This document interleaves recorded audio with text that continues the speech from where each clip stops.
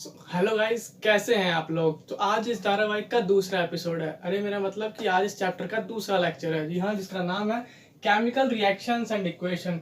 Class 10th का science का chapter 1 है ये, और इसका आज दूसरा लेक्चर है। क्लास लेक्चर नंबर 1 में हमने काफ़ी कुछ सीखा था। लेक्चर नंबर 1 में हमने इंट्रोडक्शन था वो इस चैप्टर का, कि कहाँ से ये चैप्टर स्टार्ट हुआ है, कहाँ से कहानी स्टार्ट हुई है, ये सारी चीज़ें हमने लेक्चर नंबर 1 में देखी थी। लेक्चर नंबर 1 में हमने इंट्रोडक्शन देखा था, साथ ही साथ ये देखा था कि इस चैप्टर में क्या क्या इंपॉर्टेंट टॉपिक्स हैं और हम क्या क्या टॉपिक्स को कवर करके इस चैप्टर में आगे कंटिन्यू करेंगे। उसके बाद हमने देखा था कि केमिकल रिएक्शंस और केमिकल इक्वेशन की क्या बेसिक डेफिनेशन होनी चाहिए, क्या उनकी डेफिनेशन होनी चाहिए, क्या उनकी बेसिक डेफिनेशन है, क्या किताबी डेफिनेशन है, ये देखी थी हमने, ये पढ़ा था। आज हम केमिकल रिएक्शन, वही चैप्टर जो टॉपिक है केमिकल रिएक्शन, उसको आगे और फर्दर कंटिन्यू करेंगे। और तो चलिए स्टार्ट करते हैं। आज का जो हमारा टॉपिक है वो है केमिकल रिएक्शंस। ओके, तो केमिकल रिएक्शंस हमने लास्ट लेक्चर में उसकी डेफिनेशंस वगैरह देख ली थी, उसे आज और आगे देखते हैं। लेकिन मैं चाहूंगा कि वो डेफिनेशंस आपको एक बार फिर से जल्दी से रिकॉल करा देता हूं, जिससे क्या होगा कि वो जो चीजें हमने लास्ट लेक्चर में पढ़ी हैं वो मिस ना हो जाए। तो केमिकल रिएक्शंस की कुछ डेफिनेशंस थी जो लास्ट लेक्चर में मैंने आपको बताई थी, दो डेफिनेशंस बताई थी। ओके, तो ये है वो दो केमिकल रिएक्शंस जो हमने लास्ट लेक्चर में डिस्कस की थी। मैं जल्दी जल्दी एक बार आपको फिर से बता देता हूँ। तो केमिकल रिएक्शन की जो फर्स्ट डेफिनेशन है, जो आपकी बुक की डेफिनेशन है, हर किसी को बुक में यही मिलेगी डेफिनेशन, वो क्या है और आपको पेपर में भी क्या लिखनी है। तो chemical reactions are the process in which two और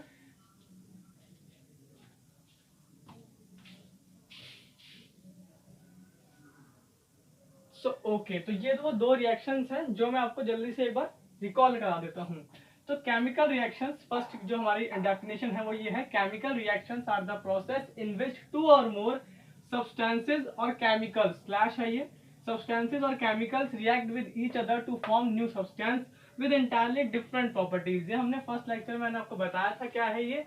इसका मतलब ये है कि जब कभी दो केमिकल रिएक्शंस क्या होती हैं, केमिकल रिएक्शन एक प्रोसेस है जहां पर दो या दो से ज्यादा रिएक्टेंट्स क्या होते हैं, प्रोडक्ट क्या होते हैं, यही मैंने आपको लास्ट लेक्चर में बताया था। तो रिएक्टेंट्स या फिर कोई सब्सटेंस है केमिकल्स आपस में क्या करते हैं, रिएक्ट करते हैं। रिएक्ट करने के बाद एक नया सब्सटेंस बनाते हैं जिसकी जो प्रॉपर्टीज होती हैं वो पूरी की पूरी चेंज होती हैं। तो ये पहली डेफिनेशन है, परफेक्ट है डेफिनेशन, कोई दिक्कत नहीं है इसमें। आपको एग्जाम में यही लिखनी है। लेकिन मैं चाहता हूं कि इसके अलावा कुछ और भी आपको पता नॉलेज होनी चाहिए केमिकल रिएक्शंस की। ये वो चीज है, ये वाली डेफिनेशन आपको ये बताता है कि केमिकल रिएक्शन होती क्या है, लेकिन ये वाली डेफिनेशन आपको ये बताएगी केमिकल रिएक्शन होती कैसे है। यानी जैसे chemical reactions are the chemical change in which reactant transform into products by making और ब्रेकिंग ऑफ बॉन्ड्स। इसमें जो सबसे इंपॉर्टेंट जो वर्ड है वो ये है, मेकिंग और ब्रेकिंग ऑफ बॉन्ड्स। यानी इसमें क्या होता है कि जब केमिकल रिएक्शन होती है तो एक केमिकल चेंज होता है, जैसा कि मैंने आपको बताया था। इसमें क्या होता है, रिएक्टेंट जो होता है वो प्रोडक्ट में ट्रांसफॉर्म हो जाता है, यानी रिएक्शन कंप्लीट होने के बाद रिएक्टेंट किसमें आ जाता है, प्रोडक्ट में आ जाता है। लेकिन होता कैसे है, बाय बाय मेकिंग और ब्रेकिंग ऑफ बॉन्ड्स, यानी बॉन्ड्स बनते हैं और टूटते हैं, साथ में भी हो सकते हैं दोनों चीजें, मेकिंग ब्रेकिंग दोनों साथ में हो सकती हैं, यानी बोथ भी हो सकती है। बिटवीन द डिफरेंट एटम्स, अलग अलग एटम्स के साथ इनकी क्या होती है, मेकिंग और ब्रेकिंग, मेकिंग होती है बॉन्ड्स, यानी मेकिंग और ब्रेकिंग ऑफ बॉन्ड्स ये होती है केमिकल रिएक्शन के अंदर। इसी वजह से केमिकल रिएक्शन में हमें एक नया प्रोडक्ट मिलता है जिसकी डिफरेंट प्रॉपर्टीज होती हैं। इसके इसके दोनों के एग्जांपल्स हमने लास्ट लेक्चर में देख लिए थे। ओके, अब आते हैं सीधे काम की बात पे, यानी आज हम क्या पढ़ने वाले हैं। आज हम पढ़ने वाले हैं कैरेक्टरिस्टिक्स ऑफ केमिकल रिएक्शन। आज का जो हमारा ये है, आज का हमारा टॉपिक, यानी characteristics of chemical reactions. Okay, तो कैरेक्टरिस्टिक्स ऑफ केमिकल रिएक्शंस होता क्या है, क्या मतलब है इस टॉपिक का। कैरेक्टरिस्टिक्स ऑफ केमिकल रिएक्शन का मतलब ये है कि हमें कैसे पता चलेगा कि एक केमिकल रिएक्शन हो रही है, यानी केमिकल रिएक्शन होने की क्या क्या चेंजेस आते हैं। केमिकल रिएक्शन अगर कभी कोई होती है तो क्या क्या चेंजेस आते हैं, उसमें क्या क्या स्पेशलिटी है, क्या हमें पता चले कि केमिकल रिएक्शन हो रही है। इस टॉपिक को एक और नाम से हम समझ सकते हैं कि इस टॉपिक का एक और नाम रख सकते हैं हम। इस टॉपिक का एक और नाम ये है कि observation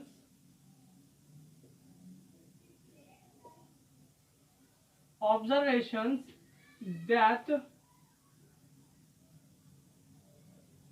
help determine a chemical reaction, ये रिएक्शन है केमिकल रिएक्शन। तो इसका इस टॉपिक का ये नाम भी हो सकता है कि वो रिएक्ट की मतलब वो ऑब्जर्वेशंस जिससे हमें पता चले कि केमिकल रिएक्शन हो रही है, यानी वो सारी ऑब्जर्वेशंस, वो सारी कैरेक्टरिस्टिक्स जिससे हमें ये पता चले कि केमिकल रिएक्शन हो रही है, हम ये डिटरमाइन कर सकें कि केमिकल रिएक्शन है। तो ये सारी कौन कौन सी ऑब्जर्वेशंस होती हैं, क्या क्या कैरेक्टरिस्टिक्स होती हैं इस केमिकल रिएक्शन की। सो जो फर्स्ट है हमारी वो है evolution of gas,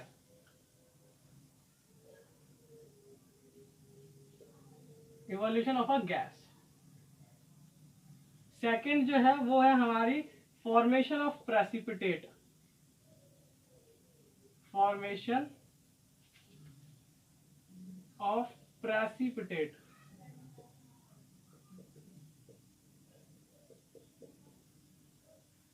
formation of precipitation, यानी प्रेसिपिटेशन फॉर्म हो जाता है, यानी प्रेसिपिटेट ही बोलते हैं। ओके। और जो थर्ड है हमारा वो है चेंज इन टेम्परेचर, टेम्परेचर में चेंज हो जाता है।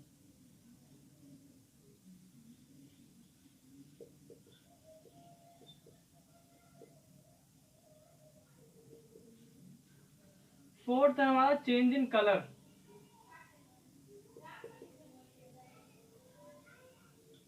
ओके। और जो फिफ्थ है हमारी वो है चेंज इन स्टेट,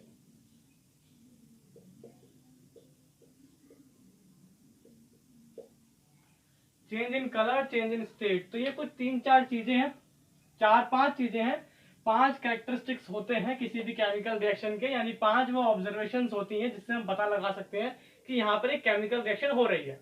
ओके, तो फर्स्ट है हमारी इवोल्यूशन ऑफ गैस, सेकंड है फॉर्मेशन ऑफ प्रेसिपिटेट, इसमें क्या होता है प्रेसिपिटेट फॉर्म होता है, क्या होता है प्रेसिपिटेट वो भी समझेंगे।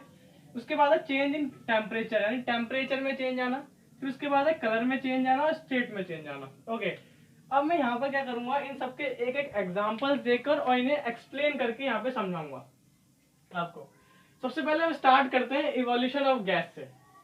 तो इवोल्यूशन ऑफ गैस का क्या मतलब है गाइस, इवोल्यूशन ऑफ गैस का क्या मतलब है, इवोल्यूशन ऑफ गैस का मतलब है गैस का रिलीज होना। यानी जब कभी भी बहुत सारी ऐसी केमिकल रिएक्शंस हैं जहां पर जब केमिकल रिएक्शन होती है तो बाद में गैस रिलीज होती है, गैस इवोल्यूट होती है, तो उसे हम बोलते हैं इवोल्यूशन ऑफ गैस। तो समझते हैं कैसे होती है और क्या इसका एग्जाम्पल है। तो मैं एक एग्जाम्पल लेता हूँ, एग्जाम्पल है मैं लेता हूँ जिंक, जिंक है उसको मैंने रिएक्ट करवा रहा हूँ, एक केमिकल रिएक्शन लिख रहा हूँ मैं, जिंक को मैं रिएक्ट करा रहा हूँ H2SO4 यानी सल्फ्यूरिक एसिड से।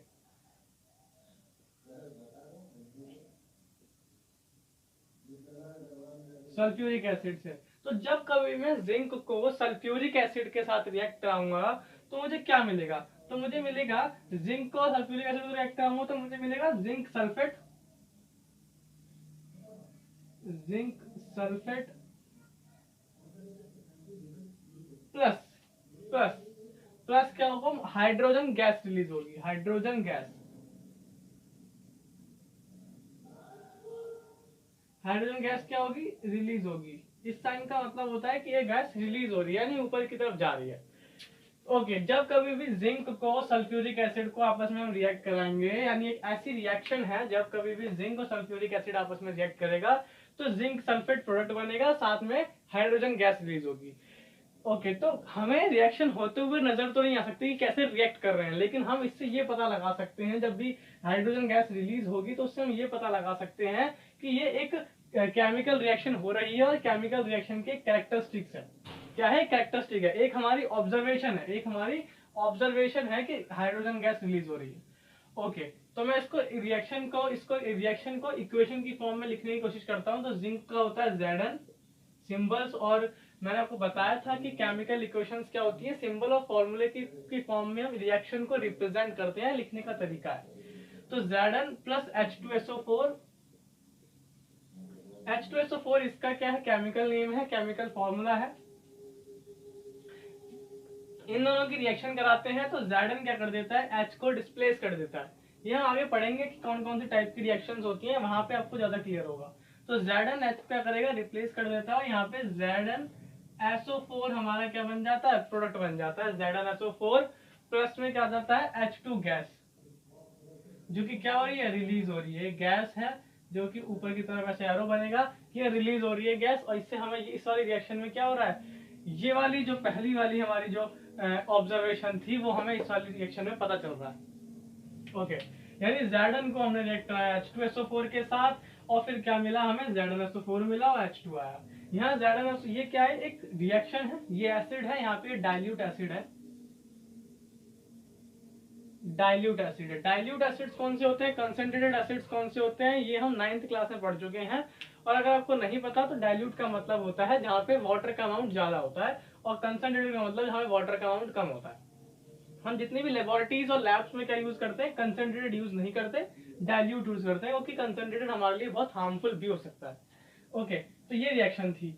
एक और एग्जांपल देखते हैं, उसको एक और एग्जांपल से समझते हैं हम कि इस इवोल्यूशन ऑफ गैस की कौन कौन सी रिएक्शंस हैं। ऐसे तो दुनिया भर की बहुत सारी रिएक्शंस हैं जहां पर क्या होता है, इवोल्यूशन ऑफ गैस या ऑब्जर्वेशन आपको मिल जाएगी, लेकिन हम कुछ ऐसी रिएक्शन देखते हैं जो आपकी बुक में हो, जिससे आपको ज्यादा हेल्प मिले। ओके, एक दूसरा एग्जांपल देखते हैं।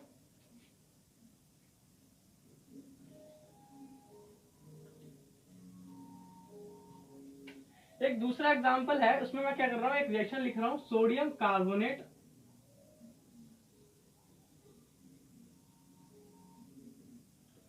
सोडियम कार्बोनेट को हम क्या कर रहे हैं, रिएक्ट करा रहे हैं हाइड्रोक्लोरिक एसिड के साथ। सोडियम कार्बोनेट को रिएक्ट करा रहे हैं हाइड्रोक्लोरिक एसिड के साथ,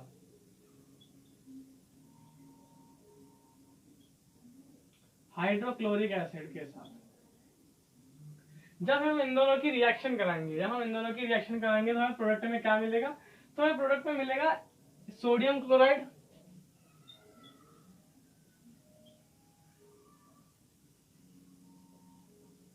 plus water plus CO2 gas release होगी। कौन सी गैस रिलीज हो रही है आपकी बात, CO2 गैस रिलीज हो रही है। फिर पिछली वाली रिएक्शन में H2 गैस यानी हाइड्रोजन गैस रिलीज हो रही थी। कहने का मतलब ये है कि जितनी भी गैसेस होती हैं, कोई सी भी गैस रिलीज हो सकती है, जो डिपेंड करेगी कि आपके रिएक्टेंट्स में, ये रिएक्टेंट्स है तो रिएक्टेंट्स में कौन सा केमिकल है, उस हिसाब से पता चलेगा कौन से हमारा एलिमेंट है, उसकी ही गैस निकले। जैसे नाइट्रोजन गैस भी प्रोड्यूस हो सकती है, हो सकता है कि ऑक्सीजन गैस रिलीज हो सकता है कि कार्बन डाइऑक्साइड गैस रिलीज हो सकता है हाइड्रोजन गैस रिलीज हो। तो ये कि दूसरा एग्जांपल था। इसको हम देखते हैं इसकी केमिकल रिएक्शन क्या बनेगी। तो सोडियम कार्बोनेट का जो फॉर्मूला होता है वो होता है हमारा Na2CO3। हाइड्रोक्लोरिक एसिड को हम HCl बोलते हैं, HCl होता है इसका फॉर्मूला। इससे बनेगा सोडियम क्लोराइड होता है NaCl, और C कैपिटल है। वाटर H2 होता है, और उसके बाद आता है हमारा CO2 जो कि इसमें रिलीज हुई है गैस, CO2 गैस रिलीज हुई है। तो ये दूसरा एग्जांपल था, इस पहले वाली कैरेक्टरिस्टिक्स, पहली वाली ऑब्जर्वेशन जो हमारी है उसका ये दूसरा एग्जांपल है। अच्छा, एक चीज और, इसमें यहाँ पर 2 आएगा, यहाँ भी 2 आएगा। अभी आप ये मत समझना कि मैंने यहाँ पर 2 और यहाँ पर 2 क्यों लगाया है, बस आप इस पे ध्यान दीजिए कि ये रिएक्शन कैसे हो रही है, और रिएक्शन में CO2 गैस रिलीज हो रही है। बस ये इसका एग्जांपल है, इवोल्यूशन ऑफ गैस का एग्जांपल बताने की कोशिश कर रहा हूँ। ये 2 कैसे आया, ये बहुत इंटरेस्टिंग टॉपिक है, इसको बोलते हैं बैलेंसिंग द केमिकल इक्वेशन। ये हम नेक्स्ट लेक्चर में पढ़ेंगे कि कैसे केमिकल इक्वेशन क्या होती है और बैलेंस कैसे करते हैं। ओके, तो ये हमारा सेकंड एग्जांपल था। अब हम देखते हैं, ये हो चुका है हमारा इवोल्यूशन ऑफ गैस हो चुका है। सेकंड है formation of precipitate. Formation of precipitate क्या होता है, तो प्रेसिपिटेट क्या होता है पहले तो मैं ये बता देता हूँ। तो प्रेसिपिटेट क्या होता है, जब कभी हम रिएक्शन करते हैं तो कभी कभी कुछ हमें इनसॉल्युबल सॉलिड मिलता है। इनसॉल्युबल सॉलिड का मतलब होता है कि वो सॉलिड जो ऐसा सॉलिड होता है जो नीचे सेटल डाउन हो जाता है, और वो इनसॉल्युबल यानी मिक्स नहीं होता पूरी रिएक्शन में। यानी अगर हमने कोई दो चीज आपस में रिएक्ट कराई, रिएक्ट कराने के बाद कुछ ऐसा बच गया सॉलिड की फॉर्म में, कुछ ऐसा बच गया जो कि सॉल्युबल नहीं है, तो उसे हम बोलते हैं इनसॉल्युबल सॉलिड, और उसको एक नाम दे दिया है कि वो प्रेसिपिटेट है। जैसे फॉर एग्जांपल आपने कभी क्या करा, एक सॉइल और वाटर है, सैंड और वाटर का क्या करा आपने, मिक्सचर बनाया और उसको क्या करा, स्टिर करा, घुमाया, मिलाया। कुछ टाइम के बाद आप देखोगे कि वो नीचे सेटल डाउन हो जाती है, जो सॉइल होती है, मिट्टी होती है, नीचे सेटल डाउन हो जाती है। तो जो नीचे सेटल डाउन हो गई वो प्रेसिपिटेट की तरह होती है, लेकिन एक्चुअली प्रेसिपिटेट नहीं होता, क्योंकि मैंने बताया कि वो इनसॉल्युबल सॉलिड होना चाहिए। एक्चुअली वो इनसॉल्युबल तो है बट सॉलिड नहीं है। दूसरी बात वो कि वो केमिकल चेंज नहीं है, वो एक फिजिकल चेंज होता है। फिजिकल चेंज वो जो दोबारा से वैसे आ जाता है। दोबारा से अपनी ओरिजिनल पोजीशन थोड़े टाइम बाद अपनी पोजीशन रीगेन कर लेता है, अपनी ओरिजिनल फॉर्म। जब उसे दोबारा से हिलाएंगे तो दोबारा से क्या आ जाएगी हमारे पास, सेम टू सेम वैसे ही जैसा सॉल्यूशन पहले था वो आ जाएगा। तो वो जो मैं आपको बता रहा हूँ सैंड और वाटर का, ये एक केमिकल चेंज नहीं है, और केमिकल चेंज ना होने की वजह से वहां पे कोई केमिकल रिएक्शन नहीं होती, वो एक फिजिकल चेंज है। उससे इस चैप्टर का कोई लेना देना नहीं है, बस मैं आपको प्रेसिपिटेट समझाने की कोशिश कर रहा हूँ। ओके, तो आई होप को आपको समझ में आया होगा प्रेसिपिटेट क्या है। एक डेफिनेशन भी देख लेते हैं, अगर आपसे कभी किसी ने पूछा तो प्रेसिपिटेट क्या होता है, एक डेफिनेशन देख लेते हैं छोटी सी।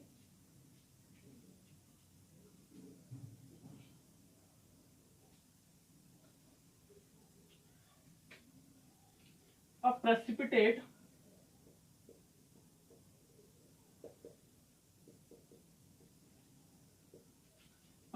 is a solid, sorry, insoluble solid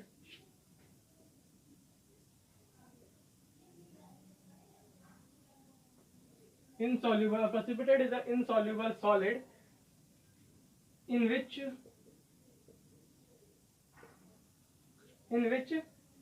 separate out from the solution, in which separate out from the solution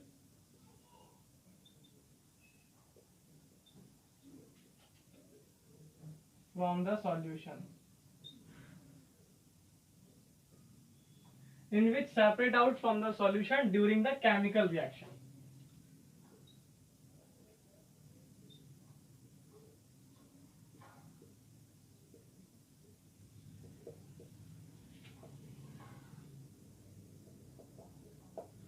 तो ये है एक प्रेसिपिटेट की डेफिनेशन। जल्दी से समझा देता हूँ क्या है प्रेसिपिटेट की डेफिनेशन। कि a precipitate is a insoluble solid, एक इनसॉल्युबल सॉलिड होता है जो कि हम क्या कर सकते हैं, सेपरेट कर सकते हैं सॉल्यूशन में से। यानी जो भी हमें सॉल्यूशन मिला, दो चीजों, दो केमिकल्स की रिएक्शन कराई, रिएक्शन कराने के बाद जो भी सॉल्यूशन है, सॉल्यूशन में नीचे जो सेटल डाउन हो गया जो कि इनसॉल्युबल सॉलिड है, उसे हम हटा सकते हैं, आसानी से सेपरेट कर सकते हैं during the chemical reaction, chemical reaction के दौरान। तो वो होता है हमारा प्रेसिपिटेट। अब क्या होता है, ये एक कैरेक्टरिस्टिक्स भी है, या फिर कह सकते हैं ऑब्जर्वेशन कर सकते हैं। यानी जब कभी भी नीचे प्रेसिपिटेट बन रहा है तो उसका मतलब कि वहां पर कोई ना कोई केमिकल रिएक्शन हो रही है। अब इसके भी एग्जांपल समझते हैं, क्या फॉर्मेशन ऑफ प्रेसिपिटेट का क्या एग्जांपल है। मैं क्या कर रहा हूँ, एक रिएक्शन लिख रहा हूँ फिर से, ये इसका एग्जाम्पल है प्रेसिपिटेट का। क्या कर रहा हूँ, पोटेशियम आयोडाइड ले रहा हूँ, मैं ले रहा हूँ की बार पोटेशियम आयोडाइड, पोटेशियम मैं शॉर्ट में लिख दे रहा हूँ पोटेशियम आयोडाइड, और पोटेशियम आयोडाइड को रिएक्ट करा रहा हूं मैं लेड नाइट्रेट के साथ, लेड नाइट्रेट के साथ करा रहा हूं, लेड नाइट्रेट। जब मैं पोटेशियम आयोडाइड को लेड नाइट्रेट के साथ रिएक्ट कराऊंगा तो मुझे क्या मिलेगा, पोटेशियम आयोडाइड मिलेगा, सॉरी पोटेशियम आयोडाइड तो नहीं, पोटेशियम सॉरी पोटेशियम नाइट्रेट मिलेगा, लेड आयोडाइड मिलेगा। तो मुझे क्या मिलेगा, इधर मिलेगा लेड, सॉरी लेड आयोडाइड, साथ में क्या मिलेगा, पोटेशियम, पोटेशियम को मैं ऐसे लिख दे रहा हूं पोटेशियम नाइट्रेट। ओके, तो ये एक रिएक्शन है। इस रिएक्शन में क्या हो रहा है, इस रिएक्शन में हो रहा है कि मैंने पोटेशियम आयोडाइड एक सब्सटेंस लिया, केमिकल लिया, उसको लेड नाइट्रेट साथ रिएक्ट कराया। पोटेशियम ने इसके साथ बॉन्ड बनाया, यानी पोटेशियम लेड, सॉरी पोटेशियम ने इसके साथ बॉन्ड बनाया तो पोटेशियम नाइट्रेट बन गया। लेड ने इसके साथ बॉन्ड बनाया तो लेड आयोडाइड बन गया, यानी इसके साथ बना दिया, तो दो बन गई। उसके बाद लेड आयोडाइड और पोटेशियम नाइट्रेट दो बन चुकी है हमारे पास, दो रिएक्टेंट थे, दो ही प्रोडक्ट आ गए। इस वाले केस में क्या होता है, जो लेड आयोडाइड बनता है हमारे पास, लेड आयोडाइड, उस लेड आयोडाइड क्या बनता है, वो पीपीटी फॉर्म हो जाती है। पीपीटी का मतलब प्रेसिपिटेट को शॉर्ट में बोला जाता है, यानी प्रेसिपिटेट फॉर्म हो जाता है, प्रेसिपिटेट फॉर्म हो जाता है। तो प्रेसिपिटेट किसका बन रहा है, प्रेसिपिटेट बनेगा लेड आयोडाइड को हम पोटेशियम नाइट्रेट को बाहर निकाल लेंगे सॉल्यूशन से, सेपरेट कर लेंगे, इन दोनों को अलग अलग हम सेपरेट कर सकते हैं। तो इस वाले रिएक्शन में क्या हुआ, लेड नाइट्रेट, सॉरी इस वाले इक्वेशन में क्या हुआ, लेड आयोडाइड एक प्रेसिपिटेट बन गया। जैसे ही प्रेसिपिटेट बनेगा हम समझ जाएंगे कि क्या हो रही है, एक केमिकल रिएक्शन हो रही है। ये भी एक किसकी क्या है, कैरेक्टरिस्टिक्स है केमिकल रिएक्शन की, ये उसकी ऑब्जर्वेशन है। ओके, तो जल्दी से मैं इसकी एक रिएक्शन लिख लेता हूँ। पोटेशियम आयोडाइड जो होता है वो हमारा होता है Ki प्लस लेड नाइट्रेट होता है PbNO3 का होल ट्वाइस, PbNO3 का होल ट्वाइस, और उसके बाद क्या बनेगी हमारी लेड आयोडाइड बनेगा। लेड आयोडाइड हो जाएगा PbI2 प्लस, और पोटेशियम नाइट्रेट बन जाएगा KNO3। ओके, लेकिन अभी ये क्या नहीं है, बैलेंस नहीं है, तो मैं अभी क्या कर दे रहा हूँ, इसको बैलेंस कर देता हूँ। यहाँ पर 2 आ जाएगा, बाकी पूरी बैलेंस है, 2Ki हो जाएगा। अभी आप नहीं समझना कि बैलेंस कैसे होता है, नेक्स्ट लेक्चर नेक्स्ट टॉपिक में समझते हैं। अभी आप बस रिएक्शन पे ध्यान दो। पोटेशियम आयोडाइड को हमने रिएक्ट कराया लेड नाइट्रेट के साथ, इसका क्या बन गया, पीपीटी बन गई। पीपीटी मतलब प्रेसिपिटेट बन गया, पीपीटी प्रेसिपिटेट की शॉर्ट है, तो हमारी KNO3 हमारे को ये मिल गया। तो ये इसका एग्जाम्पल था। ओके, अब जो हमारा दूसरा जो एक लास्ट है वो है change in temperature. Change in temperature से पहले हम चेंज इन कलर पर देखते हैं कि चेंज इन कलर कैसे होता है, लेकिन इसके भी एक और एग्जांपल देख लेते हैं। हमने इवोल्यूशन ऑफ गैस के 2 एग्जांपल्स देखे, तो इसके साथ चीटिंग क्यों करनी। तो फॉर्मेशन ऑफ प्रेसिपिटेट का भी एक और एग्जांपल देख लेते हैं जल्दी से।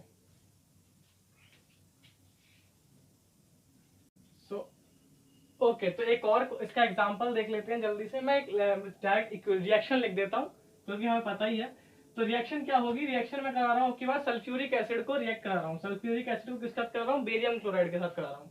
तो बेरियम क्लोराइड को किसके साथ रिएक्ट करा रहा हूँ, बेरियम क्लोराइड यानी BaCl2, यानी हम BaCl2 को किसके साथ रिएक्ट करा रहे हैं, सल्फ्यूरिक एसिड के साथ रिएक्ट करा रहे हैं। सल्फ्यूरिक एसिड का फॉर्मूला होता है H2SO4, अभी हमने पिछली रिएक्शन में देखा था। ये मैं लिख देता हूँ, ये क्या है हमारा बेरियम क्लोराइड है, और ये हमारा सल्फ्यूरिक एसिड है। जब मैं इसको रिएक्शन कराऊंगा तो जो Ba है वो किसके साथ रिएक्ट कर जाएगा, ये Ba इसके साथ SO4 के साथ बॉन्ड बना लेगा, इसके साथ रिएक्ट करेगा, तो क्या बन जाएगा, BaSO4 बन जाएगा। BaSO4 बन जाएगा, और जो H और ये Cl आपस में रिएक्ट कर जाएंगे तो बन जाएगा HCl। ओके, तो ये क्या है, केमिकल रिएक्शन है। यहाँ पर क्या होता है, ये चीज जो होती है ये पीपीटी बन जाती है, यानी प्रेसिपिटेट फॉर्म कर जाती है। प्रेसिपिटेट बन जाता है इसका BaSO4 का। इसको फिर हम अलग कर लेते हैं, HCl निकाल लेते हैं। यानी अगर हमें कभी H2SO4 और BaCl2 दिया हुआ है और हमें HCl चाहिए तो हम रिएक्ट कराते हैं, इसका प्रेसिपिटेट बन जाता है, इसको अलग सेपरेट कर लेते हैं और हमें HCl मिल जाता है। यहाँ पे 2 आएगा बैलेंस करने के लिए। तो ये रिएक्शन है, एक इसका एग्जाम्पल है फॉर्मेशन ऑफ प्रेसिपिटेट का। ओके, सो अब लास्ट जो है हमारा इस लेक्चर के लिए, हम बाकी अगले लेक्चर्स में चेंज इन टेम्परेचर और चेंज इन स्टेट करेंगे। इसमें हम चेंज इन कलर देख लेते हैं। चेंज इन कलर के एक एग्जांपल समझते हैं कि कलर चेंज होने की वजह से हमें कैसे पता चलता है कि केमिकल रिएक्शन हो रही है, और केमिकल रिएक्शन की क्या कैरेक्टर, सारे में नहीं होता, कुछ ही रिएक्शंस हैं चेंज इन कलर की, वो देखते हैं 1-2। ओके, तो मैं इसे रेज कर देता हूँ। क्या करते हैं, कलर का देखते हैं एग्जाम्पल, यानी चेंज इन कलर का एग्जाम्पल क्या है। तो चेंज इन कलर का एग्जाम्पल मैं डायरेक्ट इक्वेशन में डायरेक्ट रिएक्शन लिख देता हूँ। क्या कर रहे हैं हम, अब की बार हम चेंज इन कलर में सिट्रिक एसिड को पोटेशियम परमैंगनेट के साथ रिएक्ट करा रहे हैं। सिट्रिक एसिड को पोटेशियम परमैंगनेट के साथ रिएक्ट करा रहे हैं। सिट्रिक एसिड का जो फॉर्मूला होता है वो होता है हमारा C6H8O7, यानी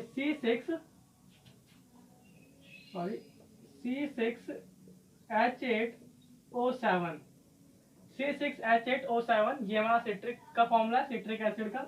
और अब की बार हम किसको रिएक्ट करा रहे हैं, पोटेशियम परमैंगनेट से। पोटेशियम परमैंगनेट का फॉर्मूला होता है KMnO4 होता है। हमने क्या कराया, इन दोनों को रिएक्ट कराया आपस में। जब हम इन दोनों को आपस में रिएक्ट कराएंगे तो हमारे पास क्या मिलेगा, एक तो मिलेगा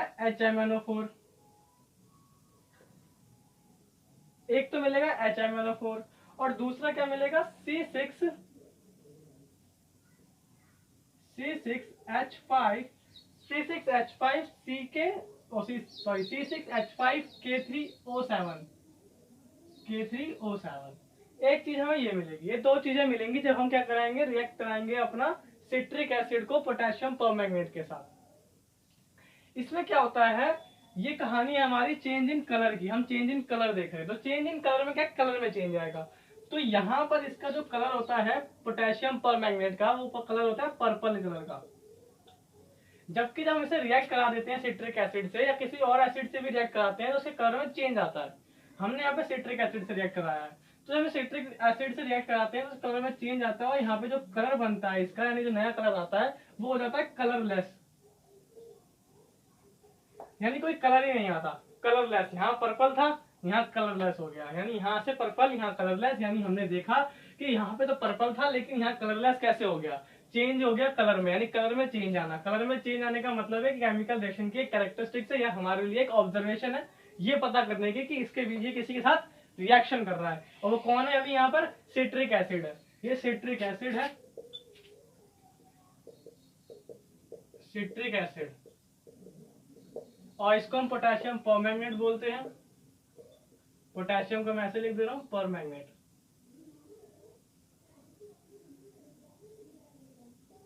ओके, और ये जो है हमारा, इसको हम परमैंगनेटिक, हाँ इसको हम बोलते हैं परमैंगनेट, परमैंगनिक एसिड। एक एसिड होता है, ये एसिड फॉर्म होता है, permanganic acid. Okay, so I hope कि आपको समझ में आया होगा। थोड़े इसके नाम, जो इनके नेम है वो थोड़े से डिफिकल्ट लग सकते हैं, बट आपको नाम से अभी कोई ज्यादा मतलब नहीं है। बस मैं ये समझाने की कोशिश कर रहा हूँ कि चेंज इन कलर के क्या एग्जाम्पल्स हो सकते हैं। तो चेंज इन कलर का एक एग्जाम्पल था कि इससे हम पता लगाते हैं, कैरेक्टरिस्टिक्स हैं, इनसे हम पता लगाते हैं कि केमिकल रिएक्शंस हो रही हैं। तो हमें नहीं पता चलता कि हो रही है, हमें ऐसे देख नहीं सकते, तो हमें क्या कुछ ऑब्जर्वेशन चाहिए, यानी कुछ ऐसी चीज चाहिए, पैरामीटर्स चाहिए जिससे हम पता लगाएं कि केमिकल रिएक्शंस हो रही हैं। तो उनके कुछ पैरामीटर्स ये हैं, या तो उनके स्टेट में चेंज आ जाता है, कलर में चेंज आ जाता है, टेम्परेचर में चेंज आ जाता है, फॉर्मेशन हो जाती है, प्रेसिपिटेट बन जाता है, या फिर कोई ना कोई गैस रिलीज होती है। ये 5 चीजें होती हैं जब भी कोई रिएक्शन होती है। इन पांचों में से कोई एक या दो चीज होती ही होती है, कभी कभी 2 चीजें भी हो जाती है। ओके, तो ये था आज का लेक्चर हमारा। आज के लेक्चर में हमने कैरेक्टरिस्टिक्स ऑफ केमिकल रिएक्शन, ये हमारा इंपॉर्टेंट टॉपिक था। इसको आज कंटिन्यू करेंगे नेक्स्ट लेक्चर में। चेंज इन टेम्परेचर और चेंज इन स्टेट, ये 2 रह गए हमारे। चेंज इन टेम्परेचर यानी थर्ड वाला, और चेंज इन स्टेट, ये 2 रह गए, हमें नेक्स्ट लेक्चर में करेंगे continue. So thank you guys, आज के लेक्चर